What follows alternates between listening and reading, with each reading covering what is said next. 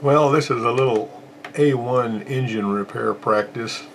Not going to be terribly comprehensive, but I got a little bit of discussion and I got 10 questions with answers and I got comments in between those.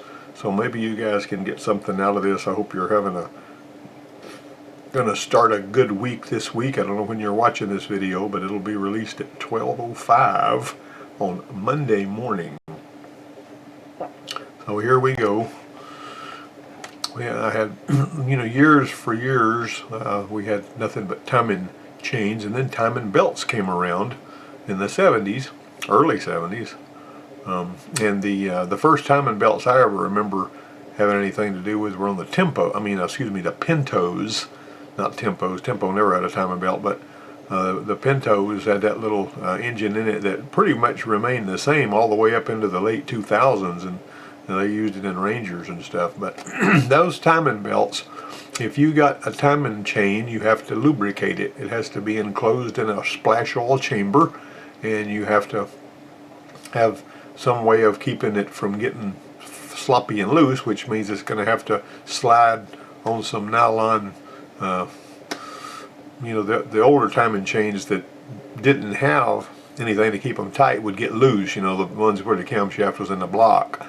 But the timing belt was typically used only on overhead cams because the camshaft was so far from the crankshaft. And so they just snaked that toothed timing belt around all those toothed pulleys, and when everything was lined up and the timing belt was on there and it was the right tension, everything stayed in time as long as that belt stayed there. Now, timing belts are quieter than meshed timing gears. Meshed timing gears have to either have a scissor gear with springs in one gear to keep the lash completely gone, like in Toyota Camrys have that, Lexuses have that kind of thing, which is an ingenious way of handling that. The older meshed gear timing systems, like on some of your Chevy 2.5, I think it was, and they would have these meshed gears, and they would have this phenolic or plastic material of some kind for the teeth on the gears that were meshed together. And the early Ford 2.8s, like they came out in the Mustang 2s, they were the same way. They had a big gear-to-gear without a chain. And the problem with that was that would bust off of there. The teeth would eventually bust off. But the reason they did that was because it was quieter. Of course, the old laminated chains with the plastic gears were quieter. We used to talk about how we would get a steel gear and replace the plastic gear with the steel one. And the guy at the parts store told me one time, he says, and in those days, he said, the steel gear, the timing set with the steel gear, and for a 350 Chevy or a 302 Ford or whatever, cost $20.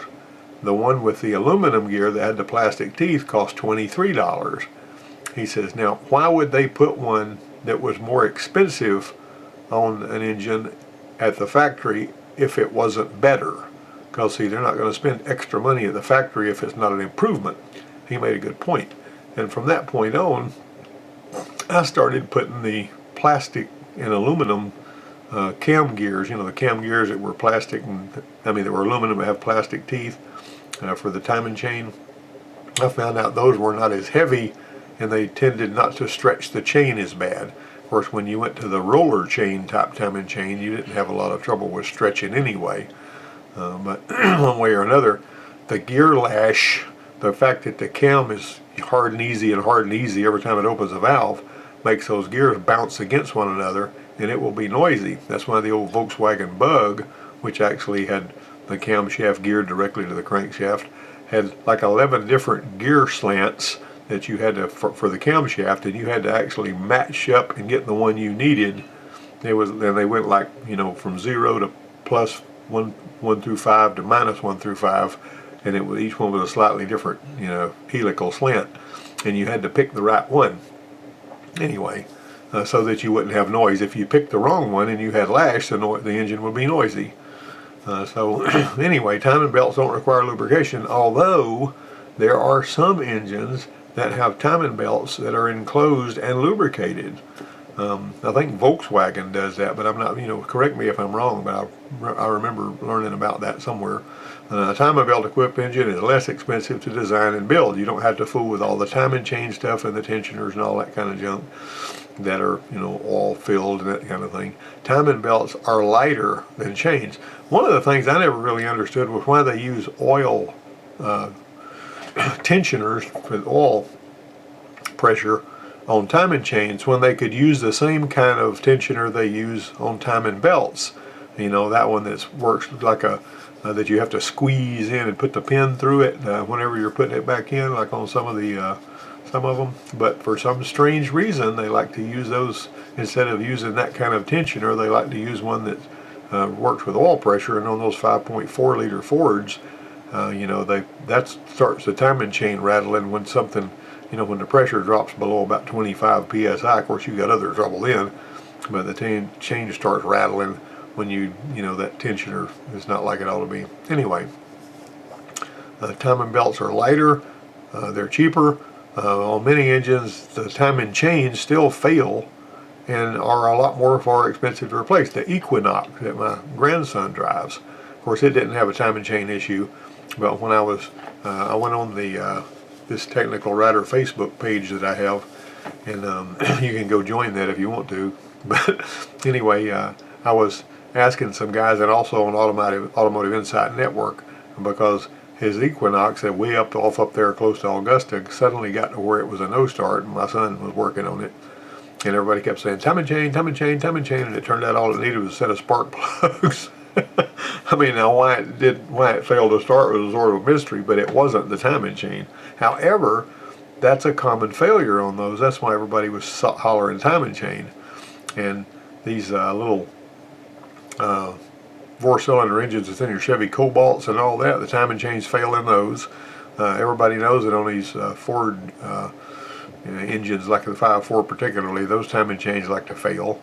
And I actually did a thing on that a while back. And then they got these cam phasers and all that extra stuff, but so on and so forth. Here we got that. So test question number 1. Engines with more than 2 valves per cylinder usually have more than one blank. And there's your 4 choices right there.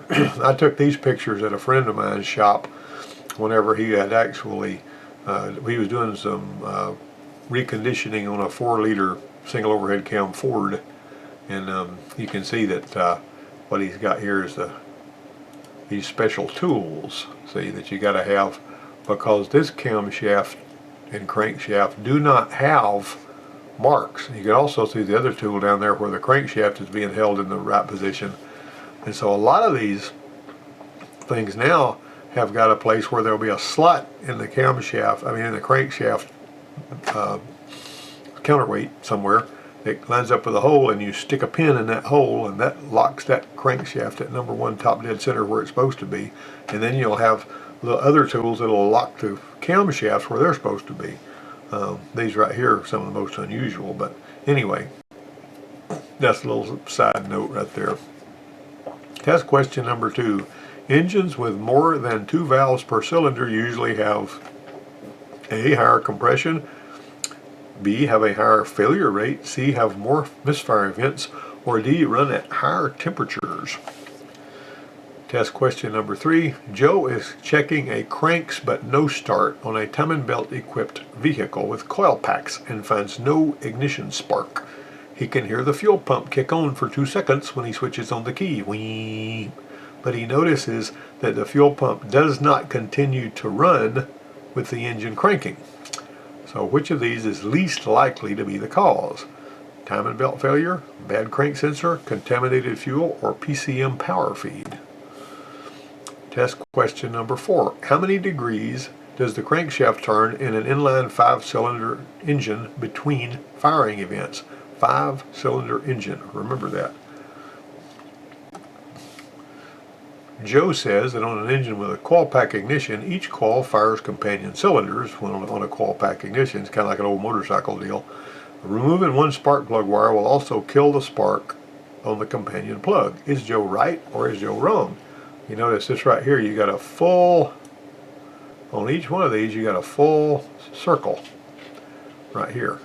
And so the spark on one of these pops out, and on the other one it pops in. That's why the spark plugs have different wear patterns on each side of each coil, because of the direction the spark's traveling whenever it pulls ions of metal off of there. Incidentally, talking about those motorcycles, I was going home from work when I worked at a Ford place one day, and this guy that worked in the new car department was a Harley biker. You know, he had the wiry hair and the wiry beard, and he was a nice guy, you know, and I come along behind him. I could see him. He was just ahead of me whenever he left, and I saw him beside the road. So I stopped and I said, "George, what's going on?" He goes, "I'm replacing the coil because it started cutting out and it quit on me." And I said, "Okay." And so he had his little leather pouch of tools, and he replaced the coil, and he got it all put back together and rolled his tools up and put them in his, you know, raised the seat and put them in his little air, you know, cargo area under the seat on the motorcycle. And then I said, "Okay, well, I'll let you go ahead." And so he pulled out ahead of me, and he went about 150 yards, and I could hear the engine, and it, you know, started out sounding pretty good, and then it sputtered and cut out and quit. So I pulled over there behind him, and I got out, and I said, "George, you're losing. That's fuel starvation there. That's not spark that you're losing." And he says, "Well, how do you figure that?" He said, "I see fuel in the filter here, and you have one of those little glass MP filters you can take apart and clean and put back together." And so I says, "Well, let's pull the fuel line loose, you know, coming out of the fuel tank through that fuel filter going into the carburetor." And I pull the fuel line loose going into the carburetor. You know, it should have just been hosing gas out of there, and it just went drip, drip, drip. And I said, "There's your problem right there." So we turned off the gas coming out of the tank up there so we wouldn't spill gas everywhere. Took that fuel filter apart, and he had put it together wrong, so that the little part that holds the filter element in there, he put that in there upside down, and it was stopping up the hole, just almost completely stopping up the hole where the fuel was supposed to exit the filter after going through the screen. Anyway, we put it back together right, and he was fixed, and he drove on home. The next day he told everybody in the parts room that I was a motorcycle mechanic, which is just not true. But anyhow, there's a lot that I don't know about motorcycles. Test question 6. Contours and Escorts had a variable valve timing only on the exhaust camshaft. Why did Ford do this? Was it to control HC, CO, NOx, or for more power? That's a neat little question.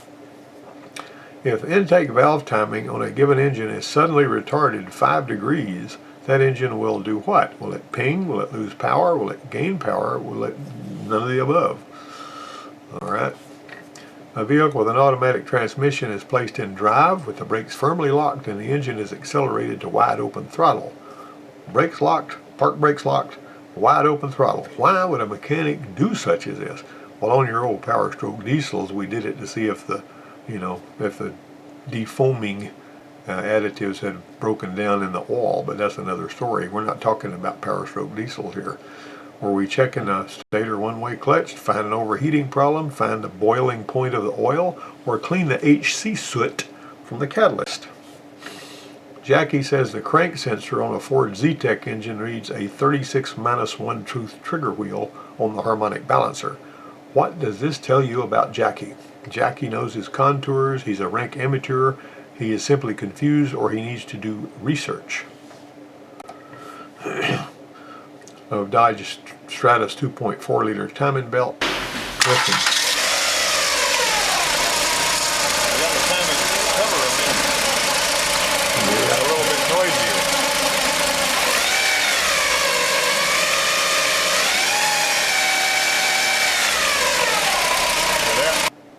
Now what does that noise mean? Does it mean it's too loose and needs tightening, too tight and needs loosening, the belt has the wrong number of teeth, or one of the pulleys has lost its marbles? Here's your answers, y'all. You ready for your answers?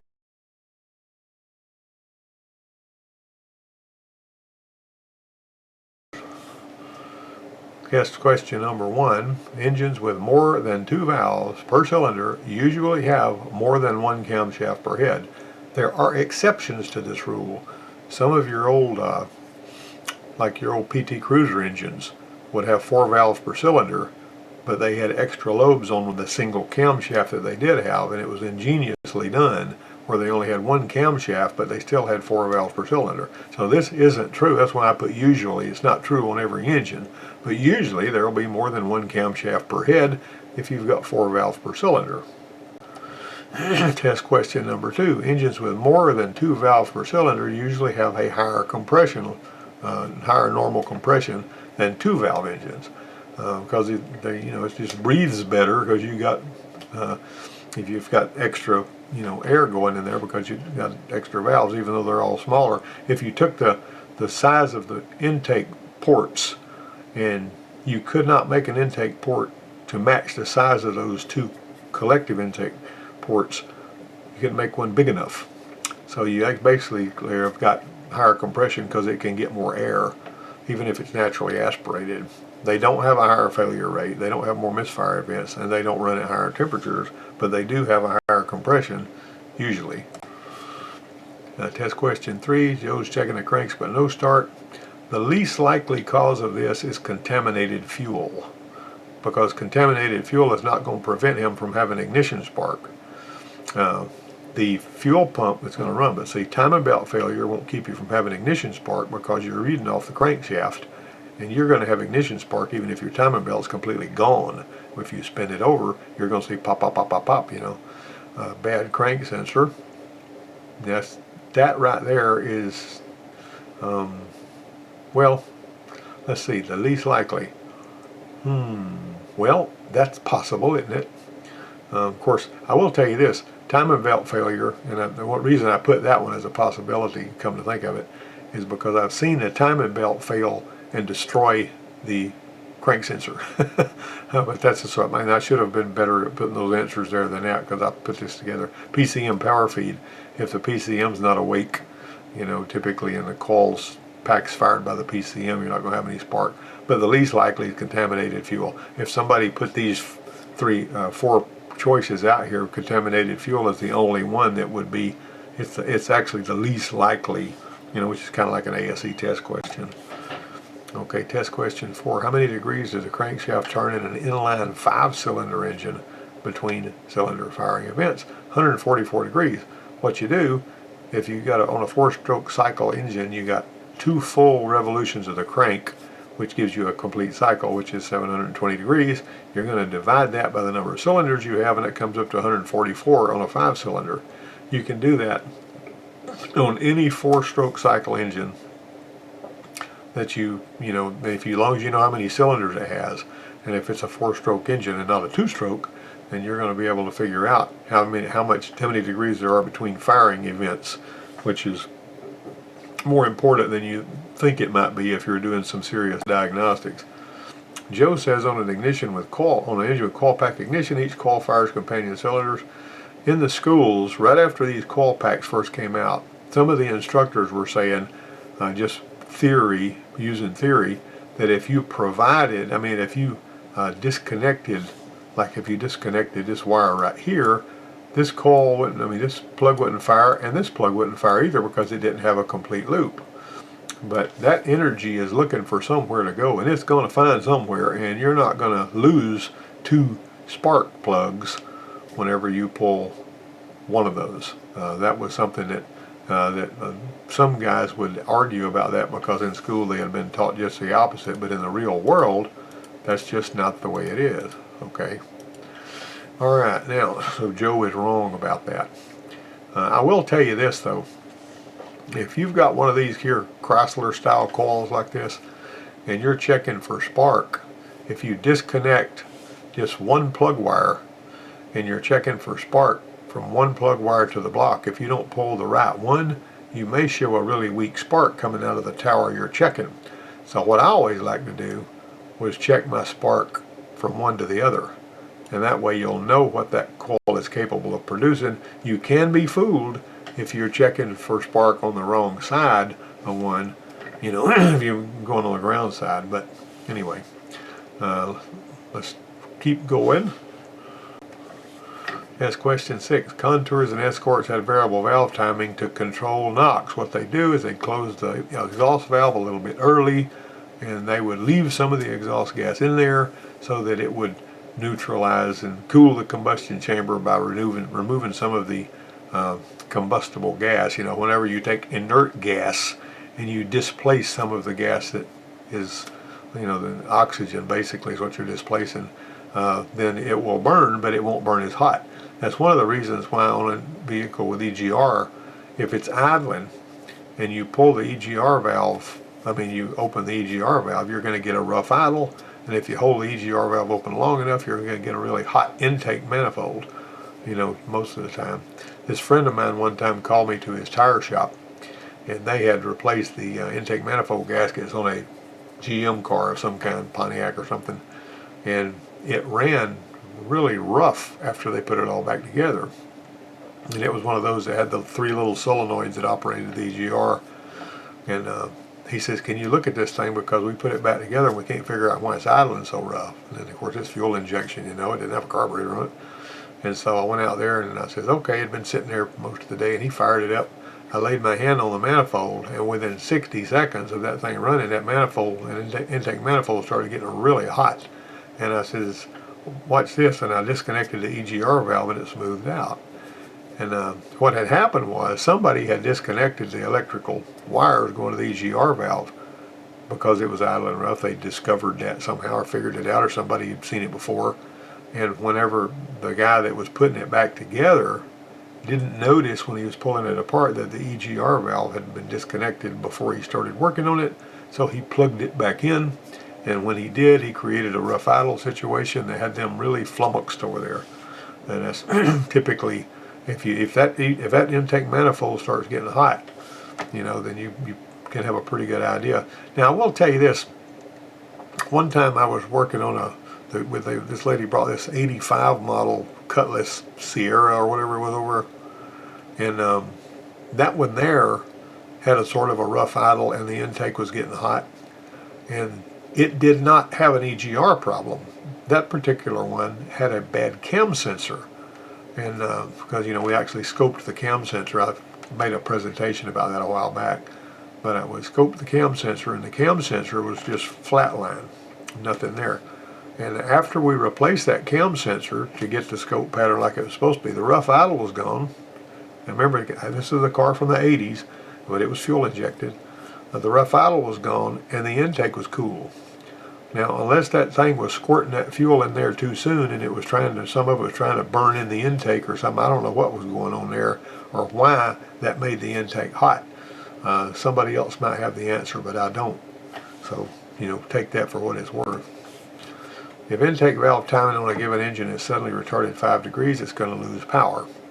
And I talked last week about some of these Escorts that would lose power and get it back, lose power and get it back. That wouldn't be because of intake valve timing. It was because ignition timing was changing because it had watered out the keyway when they didn't tighten the balancer, and that was changing the relationship between the crank sensor and its tone wheel. But if for some reason or another you wind up with with the time suddenly losing, like for example, I have seen vehicles that would jump a couple of teeth on the timing belt, but that's as far as they go, which seems totally amazing that they would do that. But I saw a 89 Camry do that one time, or 87 Camry, and it was running crummy and had low power. And I drove it 30 something miles to work, wrote a ticket up on it, went in there and took that thing apart, and doggone if it hadn't jumped like 3 teeth. And it had sheared them off. But for some reason or another, that timing belt survived, and wow, I was like, I could have been beside the road on that thing. But anyway, retarded valve timing causes it to lose power. If you're checking the vacuum, retarded valve timing will make the vacuum low. Late ignition timing, retarded ignition timing will make the vacuum low. EGR flowing when it's not supposed to at idle will make the vacuum low. But primarily, if your cam gets to where it's running behind your crank, it will cause it to lose engine vacuum, and it will also lose power. If you're running a map sensor, it will make it run rich, in addition to all that, because it'll think it's in a load. This one guy spent like $28,000 having this old square body Bronco, like the old Parnelli Jones thing. He had put a 350 Mustang engine in that thing, and you know, he was restoring this thing, and when you restore it yourself, it's a labor of love, and you don't spend as much as you do when you're hiring a shop to do all the work. Well, he had him put a cam in that engine to give it more power and all. So it was running really rich, and nobody could figure out why. And so when I got it over and listened to it and measured the vacuum, I says, well, you know, you could tell by the way it ran that it had a cam in it. I said, this thing has got map sensor, and the map sensor is confused by the low vacuum, and it's putting more fuel in there, and it's making it run rich. Now, when you were above idle, it ran pretty good, and it didn't make black smoke that way, but it did when it was idling. So what we did was, the guy that owned it brought me a mass airflow kit, which was he brought a different engine controller, and he brought a wire harness, and you had to, you know, put some wires in the 60-pin connector, and we did all of that and put a really cool mass airflow system on that thing, and it even had a little block that mounted on the inside of the fender, and there was a little screw on there, and it had the little numbers of the airflow, and you could actually change that. You could tune that mass airflow and make it like just in a carburetor, make it run just as cool. It was expensive, but it was very neato how we fixed that. After we put that mass airflow on there, the black smoke was gone. It ran perfect, you know. So we converted it to mass airflow, and the reason that was necessary was because the thing was cammed up, and that caused it to have lower vacuum at idle. See. Test question 8: a vehicle with an automatic transmission placed in drive. What we're doing here, we're checking the one-way stator clutch. One time we were working on the shop foreman's Expedition. He just bought a brand new one, and he had a misfire that he was developed, and that one was coil on plug. And so while we were, sometimes, you know, you'd get out there in the parking lot and lock the brakes and brake torque it, trying to get it to, you know, misfire on that spark plug. And I don't remember if we duplicated the misfire that way, but the stall speed, which is what you call it, whenever the tachometer has gone as high as it's going to go, and it stops climbing when you're in drive, foot on the floor, all the brakes locked, the stall speed tells you whether that stator one-way clutch is bad or not. If the stall speed is lower than what's published in the shop manual, that stator one-way clutch is not working. So the stator can just spin both ways, because the stator's in there to multiply torque. If it can't multiply torque, then the engine is going to be, you know, choked down. That's mildly complicated, but the simple fact was his stall speed, his published stall speed on that Expedition, I think, was like 2,800 RPM, and it was stalling at 1,700. So while we were looking for an engine skip, we accidentally found that he also had a bad stator one-way clutch in the torque converter. So we had to put a torque converter in it, and that fixed the stall speed problem. But the simple fact is, he would never have known that had we not done that, you know, brake torque test, you know, where you lock everything down and go all the way to the floor with it and drive. That sounds very destructive, but there's several tests you're supposed to do on an automatic transmission, checking pressure and other things with the throttle on the floor at wide open throttle. Of course, you let it cool down between tests because you don't want to overheat the transmission that way. Test question 9. Jackie says a crank sensor on the Zetec. Well, Jackie needs to do research, because it reads from the flywheel on that one. It does not read from the balancer, which is kind of unusual on the Zetec engines. All right, this Dodge Stratus timing belt. Listen to that again. The belt is too tight and needs to be loosened. I learned that very early on about timing belts. A little bit noisier. There are timing belts with square teeth, and there are timing belts with round teeth. And the round tooth belt, if I'm not mistaken, is the one that tends to make this racket, while the square tooth belt does not. I could have that backwards in my mind, but one of them is worse than the other to make the noise when it's too tight. And so that's a neat little bit of stuff that I had to share with you there. All right, we're coming up on 30 minutes for this video, and I really appreciate you guys tuning in, dropping me a line. Let's see tell me how you did on the test. Have a great week, and hey, let's be careful out there.